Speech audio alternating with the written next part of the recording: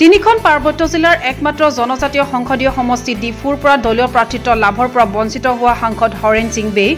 বিজেপিৰ টিকট ঘোষণাৰ পিছত আজি ডিফুত সাংবাদিকৰ সৈতে মুখামুখি হয়। ডিফুস্থিত বিজেপিৰ কাৰ্যালয় বাজপেয়ী ভৱনত আজি এখন সংবাদমেল সম্বোধন কৰে সাংসদগৰাকীয়ে। সাংবাদিক বন্ধুসকল, আজি বিশেষকৈ এই সংবাদমেল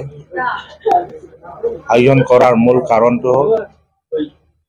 আপোনালোকে জানে যে আগন্তুক যিটো লোকসভা নিৰ্বাচন, এই প্ৰতি লক্ষ্য ৰাখি ভাৰতীয় জনতা পাৰ্টীয়ে ইতিমধ্যে আমাৰ অসমৰ 14খন আসনত প্ৰাৰ্থীৰ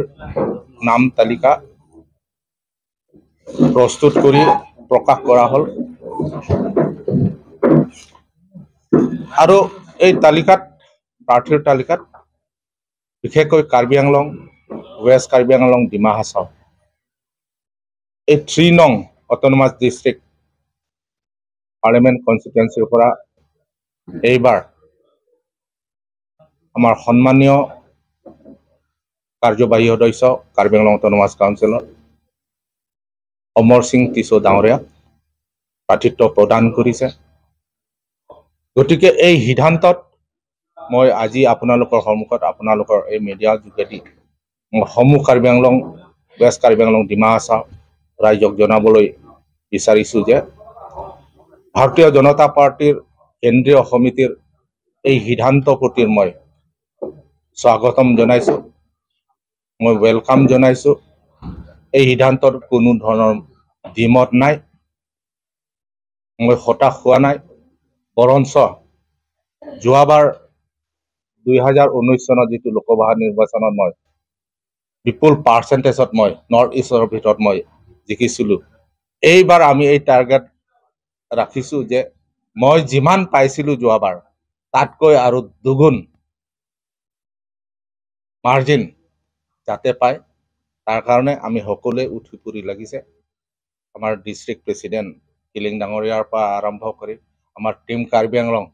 নেতৃত্ব দিয়া, সবল নেতৃত্ব দিব পৰা কাৰ্বি আংলং অট'নমাছ কাউন্সিল মুখ্য কাৰ্যবাহী সদস্য ডক্টৰ তৰিৰাম ৰংহাং ডাঙৰীয়া, আমাৰ বিধায়কসকল আছে,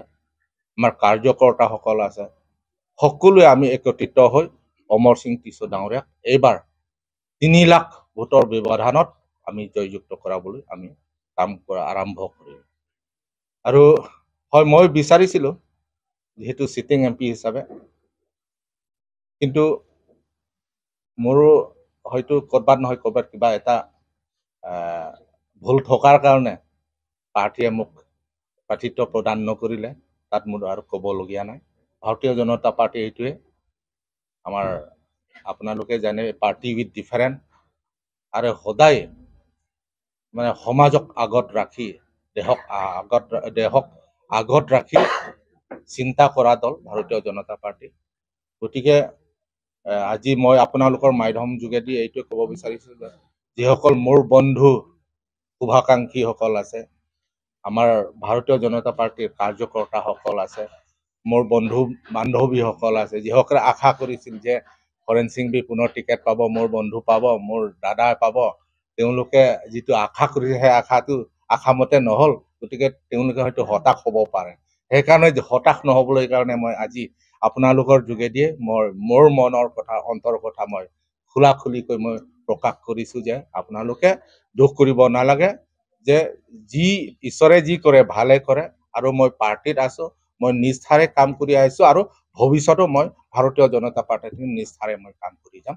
সেই মই আশ্বাস দিছোঁ। গতিকে আহ্বান কৰিছোঁ 3খন জিলাৰ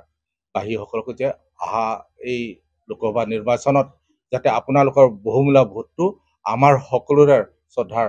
আমাৰ বিজেপিৰ প্ৰাৰ্থীৰ অমৰ সিং টিছো ডাঙৰীয়াক আপোনালোকৰ বহুমূলীয়া ভোটটো আপোনালোকে দিব বা মৰম আশীৰ্বাদ দিব বুলি মই আশা কৰিছোঁ।